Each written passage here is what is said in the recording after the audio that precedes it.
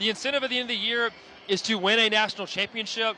Winning a conference championship is a big deal, but I think guys would rather host a national championship trophy at the end of the year. So have to find ways to give and take a little bit without ruining what championship weekend means at this point in the year. Yeah, I think a lot of it's going to come down to what happens in these games, right? If you lose a game closely, Indiana, for example, undefeated, I don't think they should be knocked out of the top four. But here in this stadium today, if Georgia finds a way somehow to really put it to Alabama, Alabama's going to have 3 losses, and could the committee have a predicament on their hand to say, hey, should they even be one of the final 12 teams of the season? All I know is this. This is college football. Something crazy is going to happen today. Always does. There's no doubt about it. The committee is going to have a tough time tomorrow to narrow it down to 12 teams, and I can't wait to see what shakes out.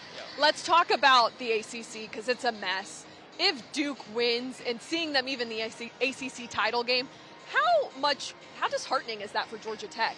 They had they had control and they blew it. Tech or Miami, right? Those are 2 very good ACC teams that have a decent chance in the to make a run in the college football playoff, who've gone toe to toe with other big time programs that are in the college football playoff no matter what. So, man, if I'm those 2 teams and I'm at home, I am absolutely sick to my stomach, and I'm going through my head of all the things we could have, should have done in order to put myself in a better position to make a run at a national championship. Yeah, Miami's got to feel the worst out of the ACC if they're left out somehow, some way. I cannot believe that they're still behind Notre Dame in the rankings, because why?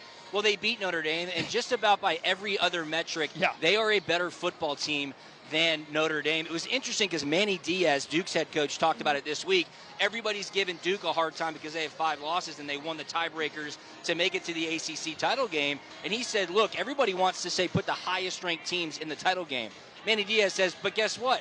Everybody's complaining about the rankings because Miami is behind Notre Dame. So what do? Duke's going to play. I think that's one to watch tonight. The ACC championship game is going to have a lot of implications. Yeah, Georgia Tech going to be kicking themselves. And up next, they don't